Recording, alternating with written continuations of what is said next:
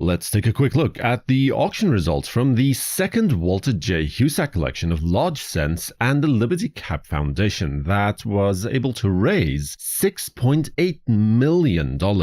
And since the collection was put together according to Sheldon numbers, that is the same metric that we'll follow for this video as well. The first coin up is an 1800 draped bust large cent, but more specifically, this is the S193 AT/79 overdate variety for that issue. You can clearly see the overdate on this coin. It is not subtle at all, with the flags of the 7 appearing as horns to the top of the 8, and the remnant of the initial 9 clearly seen inside the first 0 of the date. In addition to that, the S193 coin is identified best by a level fraction bar that is squared off to the left and pointed towards the right, and the first pair of inside right leaves is not attached to the branch with a stem at all. Graded as MS63 brown by PCGS, this attractive coin was sold for $50,400 at auction's close. A really nice variety coin within the large cent series is the S249 1803 draped bust large cent, the so-called 1803 mumps obverse with the corresponding corrected fraction on the reverse of the coin. First off, the obverse mumps nickname is due to the die break that took place just under Liberty's chin, leaving a characteristic bump. This should then be paired with the reverse die where the 1/100 fractional denomination was at first erroneously punched in with 3 zeros, and then overpunched with a 1 to correctly read 100, though the initial 0 is still very clearly seen. This stunning coin was graded by PCGS as MS64 brown, and when its turn came at auction, it raised $72,000 by final call. 1793 was the first year of issue for the large cent coin, and even within the same year it went through 2 major design changes. First up was the chains cent reverse, more on that later, and then came this, the reef cent. While this still retains the flowing hair obverse design for now, although that too would soon be replaced by the Liberty Cap design. Most notably though, this coin includes 3 small leaves just above the date. The reason for including this is not exactly clear and is still debated to this day, as there is no clear symbolic or practical reason for including it in the design. This example is of the S8 variety and is authenticated by PCGS with a grade of MS63 brown. It fell under the auctioneer's gavel for $84,000.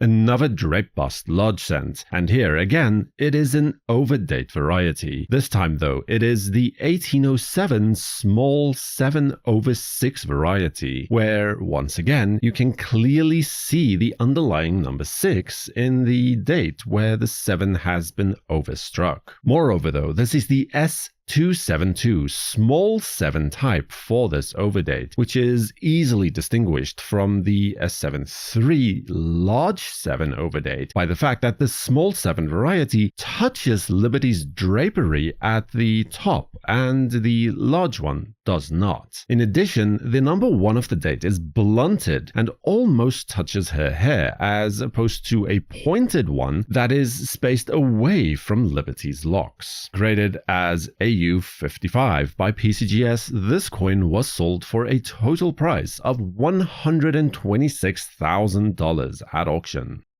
The claim to fame for the S64 variety for the 1794 head of 94 Liberty Cap cent is the fact that the fraction bar on the reverse, separating the 1 from the 100 just below the reef, is missing completely. Apparently, the engraver forgot to include this detail, normally present on this type of coin, to this particular reverse die. Other characteristics also include 7 berries on each side of the reef, and on the reverse, the number 1 on the date should be touching Liberty's lowermost hairlock. Graded as MS65 brown at auction, it was able to secure a final bid of $132,000.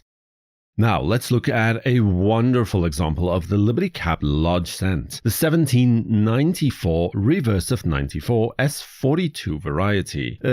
Spectacular example in an early die state and a very high grade. In fact, it is the finest known S42 example on the census. S42 is basically identified by a combination of factors including two short locks of hair, one above and one below the pole terminating abruptly, and the date is spaced with the one slightly too far towards the left on the obverse. The reverse displays 6 large berries on each side of the reef, with a distinct engraver's mark coming off of the tip of the left stem. Graded as MS66 red-brown by PCGS, this gem of a coin was sold at auction for $156,000. From there, we take a look at the last drape bust large cent coin on this list, the 1796 reverse of 95 S93 coin, also known as the single leaves type. Now, on this variety, the reverse is characterized by 2 single distinct leaves pointing directly toward each other on the top, almost forming a perfect circle with the reef, with the A and M of America being joined at their base. The obverse in turn displays some dye damage between the hair curls and the ribbons, as well as a hyphen-like break just between the 7 and the 9 on the date, by way of dye markers that can be identified for this variety. It is also the finest known S93 coin, with a grade of MS65 red-brown from PCGS. At auction, it managed to raise $180,000.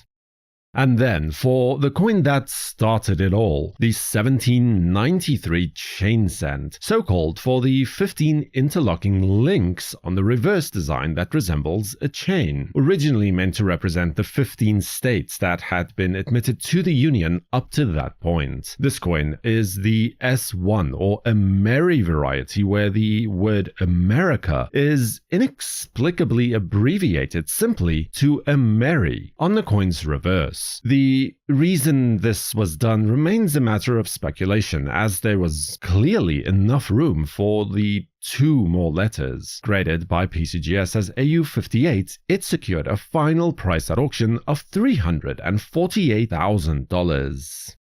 And then, while on the topic of the flowing hair cent, this 1793 chain design features the word America spelled out in full on the reverse. If you want to get a little more granular, then this is the S3 variety, easily distinguished from the other subtypes by the more narrowly spaced date on the obverse, as well as the letter R in Liberty being slightly larger and placed higher or closer to the rim and tilted slightly to the right when compared to the previous coin. This example of the flowing hair chain cent was sold at auction in a PCGS lab at a grade of AU58 for the sum of $138,000. The highlight, arguably, was this 1794 head of 93 coin, variety S18B according to the catalogue, characterized by Liberty having a pronounced double chin with the head of 93 design type. The I and B of Liberty are spaced far apart, and on the reverse, the fraction bar is long and curved, becoming more faint towards the left side. This also just happens to be the finest known example of the 94 head of 93 types. Graded as MS64 brown by PCGS, it sold at auction for $432,000. Subscribe to WNN and activate all notifications with the bell icon so you'll know when new videos are released. For the World Numismatic News, I am Numisman saying thank you for watching, keep collecting, and have a fantastic day.